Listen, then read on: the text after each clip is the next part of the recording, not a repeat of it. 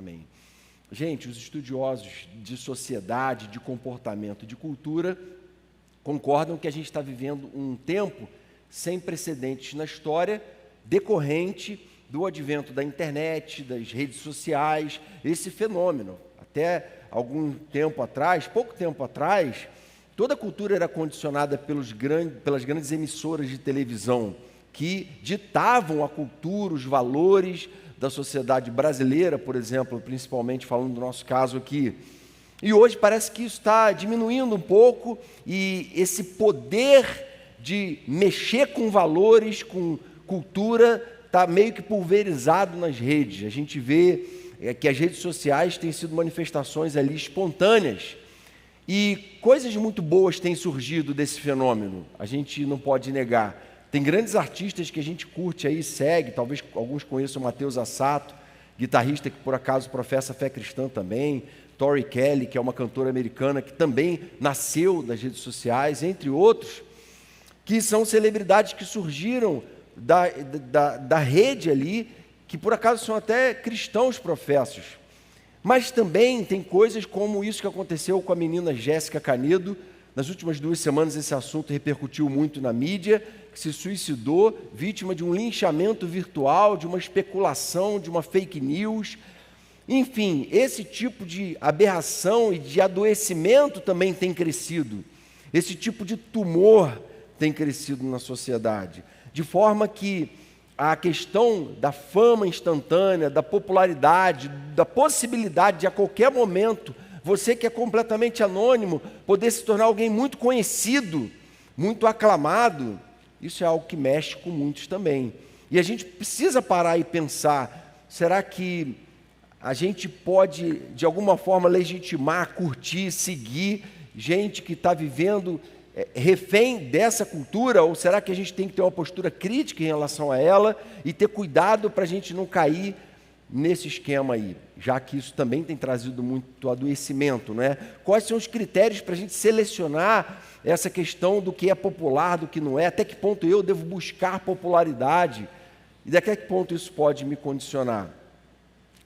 Eu não conheço muito essa cantora, mas eu vi um trechinho de uma entrevista delas no Reels do Instagram, Selena Gomez, e ela fez uma reflexão. Ela sofreu bastante com essa questão da superpopularidade que a fama dela trouxe, e ela fez um conselho a partir desse processo de aprendizado dela para a juventude. Ela disse o seguinte: o meu conselho honesto seria: abandone as mídias sociais, mas eu sei que isso é quase impossível para uma geração mais nova que eu. Então o meu alerta é: tudo que você vê, entenda isso, 90% é falso, e você não tem ideia do que está por trás da foto. Então aprenda a aproveitar tudo que você tem à sua volta. Nada que você vê nesse pequeno aparelho na sua mão te define. Então largue-o e volte a ser parte do mundo real. Ela faz uma crítica dura de coisas que ela sofreu por viver refém desse sistema do culto à celebridade, a ela própria. E ela falou: não só eu, mas muita gente eu estou vendo adoecer. E o meu alerta é: tome cuidado com isso, tome cuidado com essa cultura de celebração do ego. Desde quando essa ideia de busca de fama, de notoriedade surgiu? Na verdade, no homem, a gente pode dizer que surgiu em Eva, não é? Porque a serpente disse para ela: olha, se você comer do fruto que Deus mandou você não comer, você vai ser como Deus. Você vai ser como Deus, conhecedora do bem e do mal. Ali já estava a tentação lançada. O desejo de ser como Deus. Eu quero ser como Deus. E desde a queda, o que o homem mostra é que ele quer ser o seu próprio Senhor, o seu próprio Deus. As suas próprias ideias são maravilhosas, a sua própria forma de pensar. E cada homem traz um Deus dentro de si, que é o seu próprio ego, e vive refém dele muitas vezes. Agora, pensando em termos da palavra fama mesmo, em que momento ela aparece? Também logo em Gênesis, capítulo 11, lá em Babel. Diz o texto que o povo dizia assim: venham, vamos construir uma torre que alcance os céus. Para quê? Assim o nosso nome ficará famoso e não seremos espalhados por toda a terra.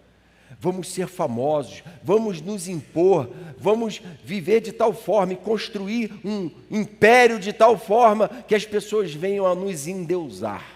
Isso está lá na origem, lá na fonte, não é verdade? Agora, a gente olha para Jesus e fala assim, cara, Jesus foi tão famoso e tão popular que ele dividiu a história em dois. E hoje é um dos nomes mais falados em todo o mundo, Jesus. O nome de Jesus é celebrado, é cultuado, é adorado, ou seja, a gente pode dizer que, em certo sentido, Jesus se tornou popular. Agora, sob que condições? Quais eram as prioridades de Jesus? Que tipo de popularidade era aquela? E que tipo de popularidade Jesus procurou evitar, na verdade, fugir, correr? Será que ele teve que lidar com essa questão no tempo dele? Como é que a gente deve aceitar, ou melhor, perceber e criticar essa cultura da popularidade e da busca por aceitação? Algumas lições bíblicas, começando no Evangelho. O próprio Jesus, primeira lição, Jesus resistiu à tentação de se tornar popular segundo o mundo. Relatos bíblicos mostram que Jesus rejeitou essa popularidade que vem por meios escusos. O primeiro deles foi lá em Mateus 4, quando o diabo leva Jesus até o monte alto e faz uma proposta para ele. A proposta que o diabo fez para Jesus é o seguinte: todos os reinos do mundo e a glória deles, olhe para eles. E ele disse, tudo isso eu te darei se prostrado você me adorar. Eu vou te dar tudo, eu vou te dar todo o mundo, e o reino do mundo e a glória dele. Há uma glória do mundo, que aqueles que não estão enfrentando essa tentação do diabo, estão cedendo a essa glória, estão buscando essa glória, estão caindo nessa armadilha. O preço dessa popularidade é a prostração e submissão a um sistema de valores que se origina em Satanás. Um sistema de valores que desconsidera Deus, que diz, faz o que todo mundo está fazendo, eleja os ídolos que estão sendo eleitos pela maioria, pela cultura. Eu lembro que quando eu comecei a fazer algumas coisas erradas na adolescência, eu só comecei a fazer aquelas coisas porque tinha uma galera que eu admirava, que eu tomava como referência que fazia. E aí, como eles faziam, eu queria ser como eles. E eu comecei a fazer também, porque eu elegi pessoas a quem eu queria agradar, muito mais do que a Deus, já não estava nem aí mais aí para Deus. E é assim que muitos começam. Há garotas que começam a se vestir de uma certa forma, porque elas adotaram como referência alguém que não adota como referência a Bíblia.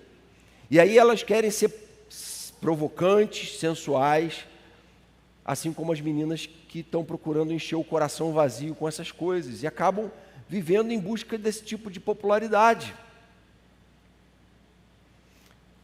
E aí Jesus diz assim para Satanás, retire-se, Satanás, pois está escrito, adore ao Senhor o seu Deus, e só a Ele preste culto. Assim o diabo deixou. Ele repreendeu a Satanás. Ao invés de ele cada vez mais sucumbir à pressão e à tentação por popularidade, por glória do mundo, não. Ele logo no momento que ele estava sendo treinado para a missão, forjado para exercer o ministério que ele exerceria nos 3 próximos anos, ele pontua que o ministério dele não seria pautado por popularidade, segundo o mundo, não seria pautado por vendagem de CDs, por vendagem de livro, por um conteúdo palatável, agradável, saboroso, encantador, de um coach que faz promessas maravilhosas e mirabolantes. Não! A missão dele seria pautada pelos valores eternos do reino de Deus. E esses valores ele sabia que não se coadunam com a cultura pop, que são muitas vezes sim impopulares, e ele fez questão de pontuar aquilo ali. E a pergunta é, Jesus queria agradar a Deus acima de todas as coisas, e eu e você, a quem estamos tentando agradar, né? toda a nossa reflexão hoje parte dessa pergunta: a quem eu, no final das contas, estou preocupado em agradar? Jesus diz o seguinte: o reino dos céus é como um negociante que procura pérolas preciosas. Encontrando uma pérola de grande valor, foi lá e vendeu tudo que tinha e a comprou. Eu gosto muito desses 2 pequenos versículos do Evangelho aqui, quando a gente fala de valores, porque muita gente tem dificuldade com certos valores do Evangelho, porque não entendem o reino de Deus como essa pérola de grande valor.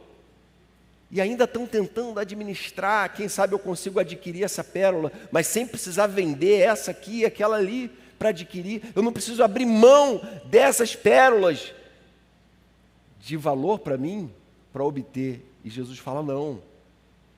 O reino dos céus é uma pérola de tão grande valor que para você ter ele, você tem que vender todas as outras, se desfazer de todas as outras. E dizer: nada na minha vida tem mais valor do que o reino de Deus, a glória de Deus. Jesus entendia isso, por isso ele pregou assim. Será que a gente entendeu que de fato, o que de fato na nossa vida tem que ter mais valor e de que modo o reino de Deus precisa ter mais valor na nossa vida? Também, Jesus rejeitou a popularidade segundo o mundo quando pediu sigilo sobre os milagres. Aconteceu 6 vezes, em 6 relatos diferentes. Jesus fala assim: olha, não contem nada a ninguém. Depois você pode fazer a sua pesquisa. Na transfiguração também, diz o texto em Mateus 17, que enquanto eles desciam ao monte, Jesus ordenou: não contem a ninguém o que vocês viram, até que o Filho do Homem tenha ressuscitado dentre os mortos. Até que eu tenha consumado a minha missão plenamente na ressurreição. Até lá, não contem nada a ninguém. E tem 2 implicações aqui, essa orientação de Jesus. A primeira delas é porque contar o que ele estava fazendo para todo mundo, naturalmente, provocaria uma popularidade muito grande. E com isso, uma perseguição muito maior, e talvez a sua morte seria, de algum modo, acelerada, não é? A gente pode interpretar assim, porque os fariseus e aqueles que morriam de inveja de Jesus iam querer matar ele com mais velocidade. Mas os estudiosos entendem que a principal razão, e a mais importante, é que as pessoas tenderiam a tratar Jesus como uma espécie de curandeiro. Já vai um curandeiro lá, eu vou atrás dele, eu não estou buscando a Deus, eu não estou buscando Jesus, eu não quero saber quem é Jesus. Eu quero saber do que ele pode fazer por mim. Se ele está aqui para atender as minhas necessidades imediatas. Se ele pode me dar um prato de comida, se ele pode me curar da minha enfermidade física. E essas coisas, que são necessidades legítimas e imediatas, se tornariam o fim da missão, a coisa mais importante, a coisa que as pessoas buscariam. Haveria então essa inversão de valores. Jesus fala: não, eu não vim aqui para ser o curandeiro mais famoso da história, não é esse, a missão é muito maior do que isso. E o risco de vocês reduzirem o que há de mais precioso na missão é muito grande, por isso não contem nada, cuidado. O que a gente aprende isso para a nossa vida prática, a forma de a gente enxergar a popularidade? É que tudo que busca muita popularidade, muita projeção e muita evidência, tem um grande risco de se corromper muito também. E a gente precisa tomar cuidado. Porque é natural que Jesus se tornasse popular, é natural que multidões seguissem ele, mas também o risco de corrupção da missão era algo muito presente. Jesus estava muito ciente disso e se preocupava demais com isso. É como alguém que, por exemplo, se relaciona... Imagina uma pessoa que se relaciona com a igreja só para buscar a cesta básica dela no fim do mês. A gente ajuda dezenas de famílias. Mas tudo que a gente não quer é que essa pessoa entenda que tudo que Deus tem para ela é uma cesta básica no final do mês. Tudo que a gente quer é que ela entenda que de um valor incomparavelmente maior é o que Jesus conquistou na cruz por ela. Porque se ela não entender isso, ela vai ir para o inferno com a barriga cheia. Isso seria uma tragédia. Uma tragédia que é muito possível quando a popularidade cega as pessoas. Esse tipo de inversão de valores. E hoje, alguns líderes cristãos ajuntam multidões prometendo soluções instantâneas, mas não confrontam com o pecado. Não apresentam ao homem o seu atual estado de miséria espiritual e o quanto ele necessita de Deus, de redenção e do que Jesus fez na cruz por eles, teve que fazer. Não apresentam a mensagem mais básica e fundamental do Evangelho. Por quê? Porque estão buscando uma popularidade barata para vender milhões e milhões e milhões de livros. E estão conseguindo? Claro que estão. Porque eles sucumbiram à tentação de Satanás, que disse: tudo te darei, toda a glória do mundo eu vou te dar, se você prostrado me adorar, se você viver refém das suas ambições pessoais, de projetar o seu nome, de fazer o seu nome notório na terra, se você buscar ser senhor de si mesmo. E qual foi a consequência de Jesus ter resistido à tentação de Satanás? Deus o exaltou sobremaneira. Isso está lá em Filipenses capítulo 2. Ou seja, Jesus rejeitou porque ele sabia que havia uma glória muito maior, muito mais elevada, e ele viveu em busca dessa glória. A segunda lição: no Evangelho, as motivações importam mais do que as ações. E aí a gente vai retomar esse tema aqui, olha só. Volta e meia a gente se depara com gente que fala assim: eu acho um absurdo, as igrejas hoje investem em produção, investem nisso e naquilo, investem muito pouco em ação social. E essas pessoas passam a entender, segundo um outro ídolo do nosso tempo, que a caridade e a ação social são o fim da igreja. É para isso que a igreja existe. Quando, na verdade, o próprio Jesus, quando Maria, irmã de Marta, ungiu os pés dele para a sepultura, Judas repreendeu a Maria, dizendo assim: olha, esse dinheiro desse perfume caro podia ser dado aos pobres. Você está desperdiçando ele. Jesus: não. Ela me ungiu para a sepultura e ela vai ser lembrada sempre por causa disso, porque os pobres, vocês sempre vão ter eles com vocês. Mas ela entendeu o momento histórico, ela entendeu o que é mais importante, ela entendeu que a adoração precisa preceder a missão, de que missão sem adoração é glória dos homens, é uma popularidade que não tem base em Deus. Algum tempo atrás, a gente reuniu um grupo de jovens aqui para fazer entrega de cobertores, sábado à noite, no centro de Niterói.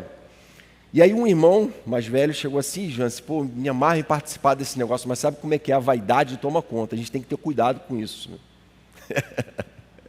Aquele irmão super sincero, né?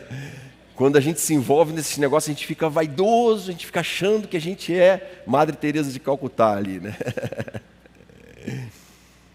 Será que a preocupação desse irmão tem algum fundamento no Evangelho? Tem de sobra. Olha o que Jesus diz em Mateus 6. Tenham cuidado de não praticar as suas obras de justiça diante dos outros para serem vistos por eles. Se fizerem isso, não terão nenhuma recompensa do seu Pai que está nos céus. Portanto, quando você cuidar dos necessitados, não anuncie isso tocando trombeta, como fazem os hipócritas nas sinagogas e nas ruas, a fim de serem honrados pelos outros. Em verdade lhe digo que eles já receberam a sua plena recompensa. Entretanto, quando você cuidar dos necessitados, que a sua mão esquerda não saiba o que está fazendo a sua mão direita, de forma que você preste ajuda em secreto, e o seu Pai, que vê o que é feito em secreto, o recompensará. O ensino de Jesus trouxe aqui duas afirmações muito impactantes para mim. A primeira delas é que aqueles que fazem coisas para serem vistos, para se tornarem populares, para ganhar likes, para serem aplaudidos pelos homens, para buscarem a glória dos homens, já receberam a sua recompensa. Jesus ia na raiz com o machado, né? Já receberam, não tem recompensa nenhuma. Deus não vai recompensar essas pessoas, é isso que ele está falando. Não tem mérito nenhum diante de Deus. Desperdiçaram uma boa ação.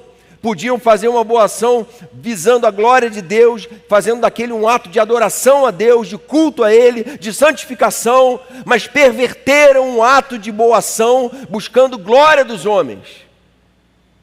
Já receberam a sua recompensa. A recompensa deles já é aqui no mundo, vai ficar aqui mesmo. Não tem nada no céu para essas pessoas, não tem galardão, não tem prêmio. E a segunda afirmação que Jesus faz é que a vaidade é traiçoeira. Então tome cuidado com a publicidade dessas ações. Ele diz o seguinte: que a sua mão esquerda não saiba o que está fazendo a sua mão direita. E ele usa essa figura de linguagem para falar, olha, nem a sua mão esquerda deve saber o que a direita está fazendo. Você deve ter um tamanho cuidado em manter essas coisas reservadas e não ficar fazendo culto e colocando a si próprio em evidência diante dessas coisas. E aí explica por que a gente aqui não fica toda hora colocando no telão quantas cestas básicas a gente distribuiu esse mês, quantos missionários a gente ajudou.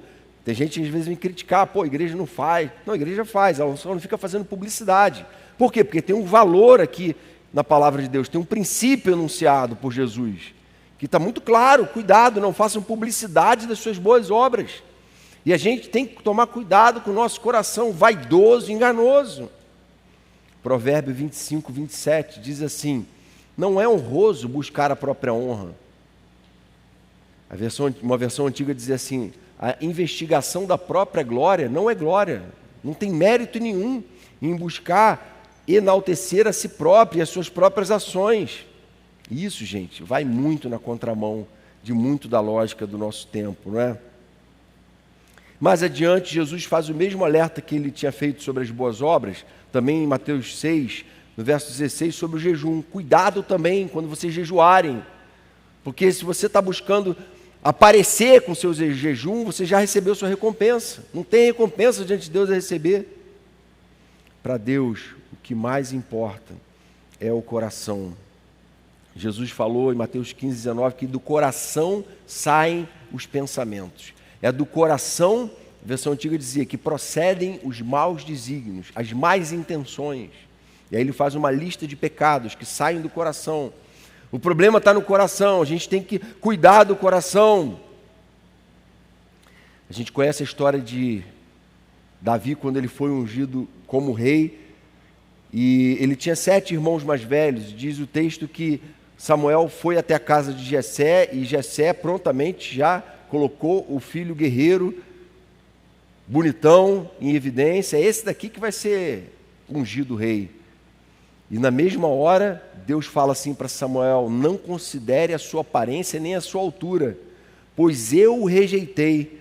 O Senhor não vê como o homem vê a aparência, mas o Senhor vê o coração. Deus rejeita, e faz isso com outros 6 filhos de Jessé. E aí ele fala: agora, não tem mais nenhum? Não tem, não quer dizer, tem um, mas é um moleque que está ali, caçula, apacentando ovelha no campo, pastorzinho de ovelha. É um molecote que não tem nada. E Deus fala: não é ele que eu quero, é o coração dele que está diante de mim.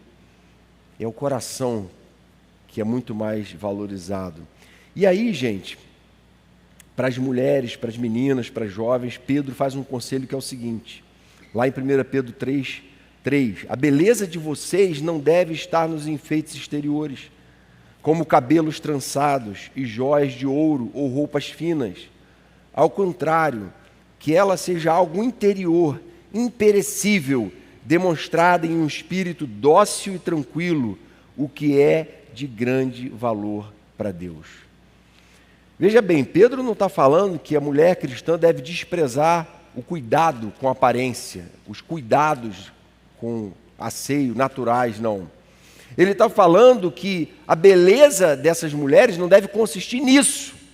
Ele está dizendo: olha, tem uma beleza que para nós, povo de Deus, é muito mais importante, que é a beleza de um coração quebrantado, de um coração cheio do Espírito Santo, cheio da presença de Deus.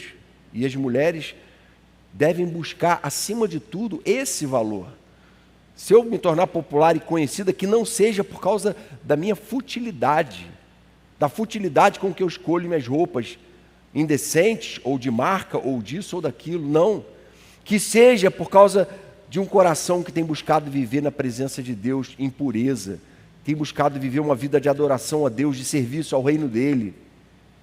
E eu, como mulher, vou tomar cuidado com as publicações que eu tenho feito, porque eu não estou em busca de likes, eu não estou em busca de flertes nos directs, não é disso que eu estou em busca, eu estou em busca da glória de Deus na minha vida. E toda a beleza que eu quero ter é essa. Para os rapazes, Paulo fala assim, lá em Timóteo: o exercício físico é de pouco proveito, a piedade, porém, para tudo é proveitosa. Mais uma vez, ele não despreza o exercício físico, é de proveito, mas é menos. Façam exercício, cuidem da saúde, cuidem do corpo, mas não entendam que esse é o principal valor da vida de vocês. Não, o coração piedoso é muito mais importante que isso. Se você tem um coração piedoso e não tem um corpo sarado, Deus está se agradando de você. Mas se você tem o corpo sarado e não está nem aí para a sua relação com Deus, Deus não está se agradando de você. Se você tem os dois, melhor ainda, né? Porque você soube aproveitar o que tem de melhor. Então, a gente entender as prioridades, não é? Deus não avaliza preguiça, desleixo, falta de disciplina, nada disso. O corpo é templo do Espírito e a gente deve usar o corpo para a glória de Deus e para o serviço do reino dele. Então, terceira e última lição aqui: em vez de encorajar o culto ao ego, o Evangelho nos ensina a matá-lo. Caramba, ao invés de encorajar o culto ao ego, o Evangelho nos ensina a matá-lo. Essas palavras devem ser palavras de um pastor bitolado radical pra caramba, né? E aí a gente vai para Lucas 9:23, um texto que talvez alguns de vocês já tenham de cabeça, né? O que Jesus fala? Se alguém quer vir após mim, dia a dia se negue, tome a sua cruz e siga-me, pois quem quiser salvar a sua vida vai perdê-la, e quem perder a sua vida por amor de mim, esse vai salvar. O que é vida para a gente? Vida para a gente é estar em Deus. Se eu não estou em Deus, eu posso estar fazendo todas as viagens, eu posso estar ganhando todo o dinheiro, eu posso ter milhões de seguidores e eu não tenho vida nenhuma, porque eu estou vivendo para celebrar o meu ego, e o meu ego, ele tem data de validade, ele vai morrer, fisicamente também. Então, Jesus fala: se alguém quer vir após mim, tome a sua cruz, dia a dia se negue. O convite é a morte do próprio ego. Se Deus me fez com um traço de personalidade assim ou assado, me deu alguma forma de inteligência, alguma saúde, é para a glória dEle, para servir ao reino dEle, é para aquilo que Ele recomenda que eu viva, como homem, como mulher, como filho, como pai, como mãe, na presença dEle. Toda a missão da minha vida tem a ver com o reino dEle, não com a minha glória pessoal, não. Jesus estava preocupado, porque ele sabia que a gente tinha um ego auto-idolátrico, não é? A gente tinha essa inclinação para se idolatrar, para se achar o cara, para se achar o bom. A gente tem essa tendência a achar que o nosso ponto de vista é tão bom que o dos outros chega a ser ridículo perto do nosso. O nosso senso estético é sempre superior, não é? O nosso ponto de vista, a nossa forma de perceber. Às vezes a gente é repreendido por pessoas muito arrogantes. A gente que é pastor aqui é repreendido por pessoas muito arrogantes, que vêm cheias de si, cheias de ideias, tratando a gente como se a gente tivesse se convertido ontem, como se a gente não tivesse toda uma caminhada e não entendesse exatamente o que está por trás de cada atitude que a gente toma como liderança. Existe tanto embasamento bíblico como experiência de décadas de serviço ao reino de Deus que leva a gente a tomar certas decisões. E aí as pessoas cheias de si, muitas vezes começam a ter problemas de relacionamento, porque elas estão cheias do seu próprio ego. Elas não estão dispostas a viver em comunidade. Alguns se tornam desigrejados por causa disso, porque eu não encontrei uma igreja à minha imagem e semelhança.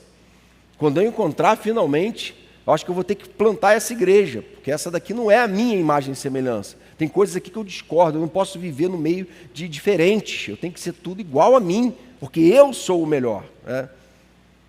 E aí, infelizmente, essa não é uma cultura só comum no mundo, de culto ao ego, é comum em muitas realidades eclesiásticas também. Algum tempo atrás, eu vi um livro que o pastor da maior igreja americana publicou. O título do livro é Seja o Melhor Você Mesmo. Seja o melhor você mesmo. Pastor da maior igreja norte-americana. Tem alguma coisa muito errada, com certeza, nesse livro. Eu nunca li, mas não tenho nenhuma motivação para ler.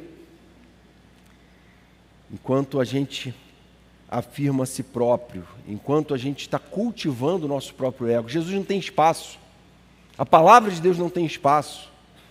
Ela só tem espaço, ela só entra, ela só transforma quando eu deponho esse Senhor que sou eu mesmo e quando eu destruo o cetro que eu fico tentando cultivar da minha própria vida, da minha própria filosofia pessoal. Foi isso que Paulo também corroborou no ensino dele, falando a respeito dessa perspectiva cristã. Ele fala lá em Filipenses 2:3, nada façam por ambição egoísta ou vaidade, mas humildemente considerem os outros superiores a vocês mesmos.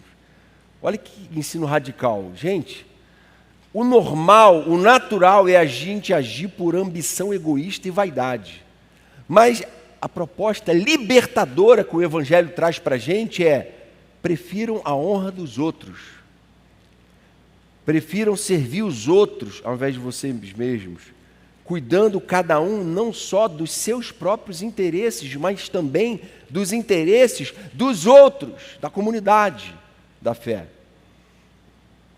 Participe da célula, sirva ali, discipule. Tudo isso é meio de esvaziamento do próprio ego.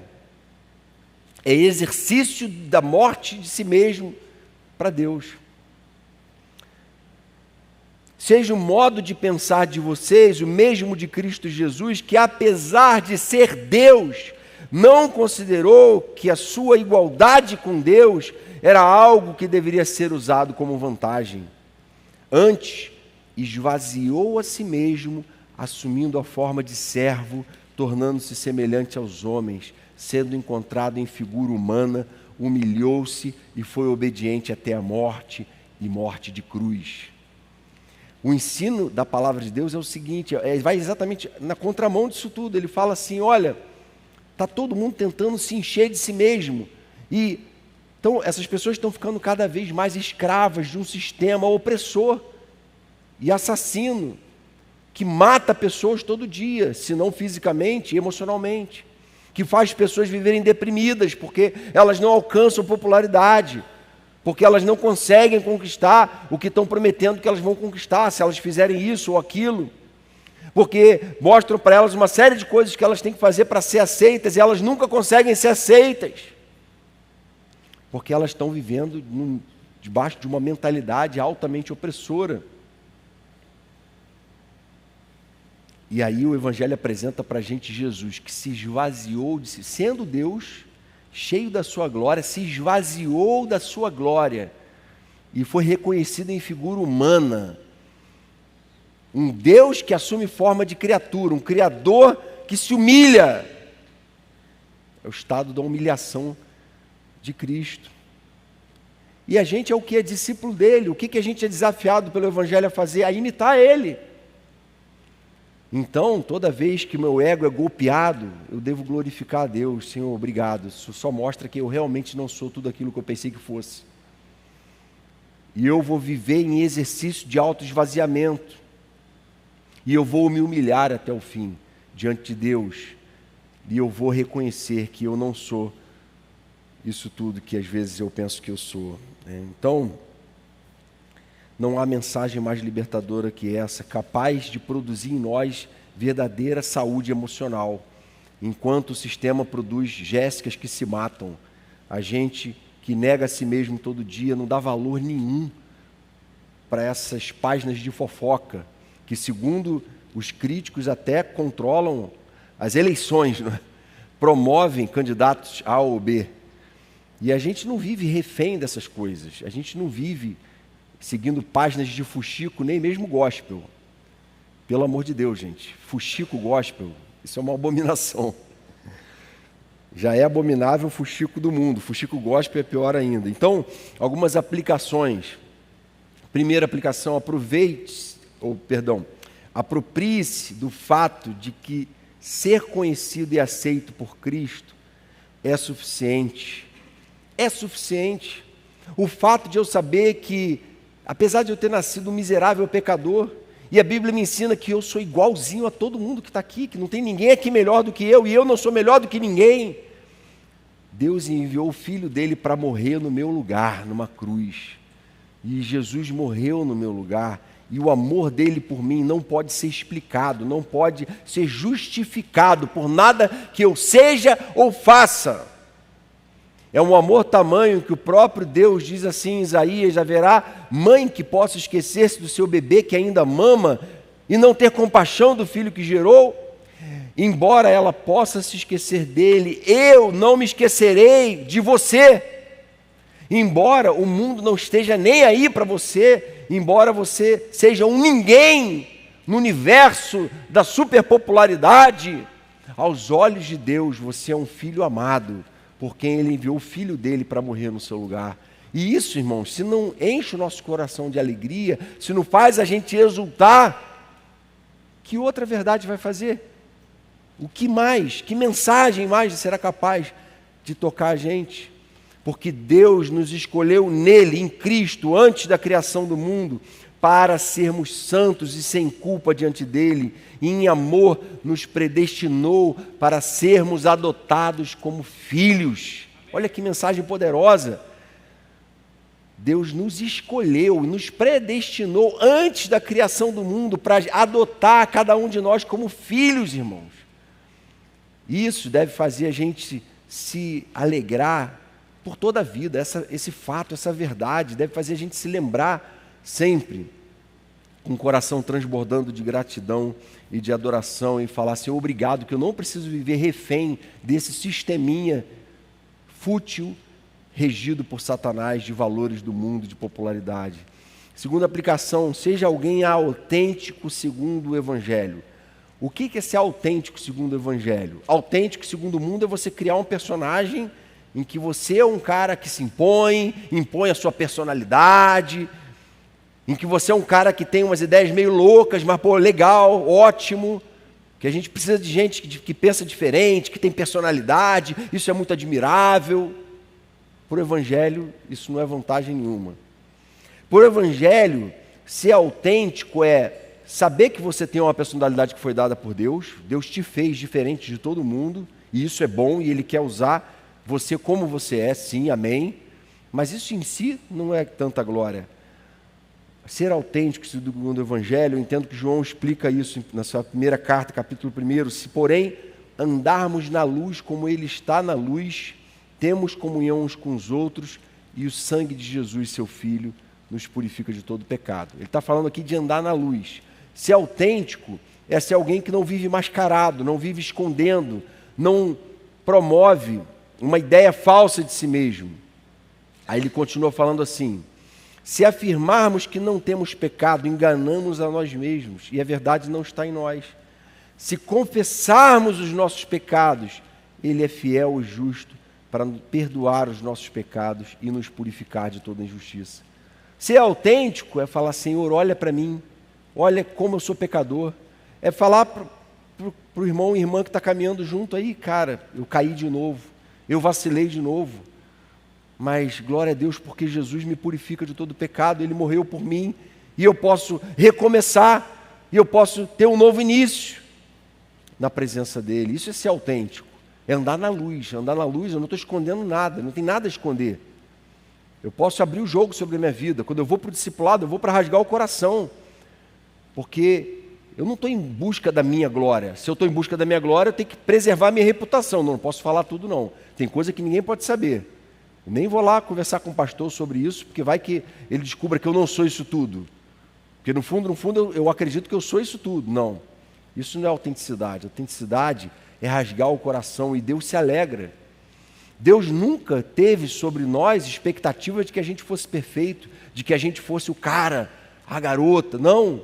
A expectativa de Deus sobre nós é que a gente seja quebrantado, arrependido, sincero. E isso alegra o coração dele, deve alegrar o coração de todo mundo que entendeu o Evangelho. É alguém que anda na luz e que confessa pecados. Essa é a autenticidade. E a terceira e última aplicação: certifique-se de que tudo o que você mais deseja é viver para a glória de Deus. Por quê? Porque tudo que a gente mais faz naturalmente é viver para a nossa própria glória. Isso já é algo natural em nós. E aí o Evangelho diz assim: tudo que vocês fizerem, façam de todo o coração para o Senhor, não para os homens, sabendo que receberão do Senhor a recompensa da herança, pois é a Cristo Jesus e que vocês estão servindo. Tudo que vocês fizerem, não façam buscando a glória dos homens, a popularidade dos homens, não. Busquem a glória de Deus. Paulo é radical dizendo assim, lá em 1 Coríntios 10, 31, quer vocês comam, quer bebam, quer façam qualquer outra coisa, que tudo seja feito para a glória de Deus. Amém?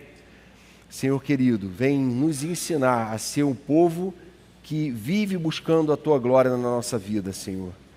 Vem tratar o nosso coração, vem tratar o nosso ego, vem nos fazer gente que está, de fato, com o coração prostrado diante do Senhor e disposto a viver uma vida que Te honra, que está disposto a se auto-esvaziar, que não vai viver refém desse sistema de valores em que se busca popularidade acima de tudo, a qualquer preço. Vem purificar o Teu povo dessas influências malignas. Purifica, Senhor, aqueles que têm procurado de alguma forma se projetar para seduzir, para encantar pessoas, para buscar elogios, para buscar seguidores. Purifica o coração daquelas que às vezes procuram fazer publicações sensuais para atrair seguidores dessa forma. Purifica o nosso coração, Senhor. A gente sabe que há valores muito mais elevados e a salvação que o Senhor vem nos oferecer, essa redenção eterna é o que há de mais importante para a gente buscar nesse mundo. Faz assim com a gente, faz assim com a Tua igreja e continua sendo honrado e glorificado no nosso meio. Em Teu nome que te pedimos, Jesus. Amém, Pai.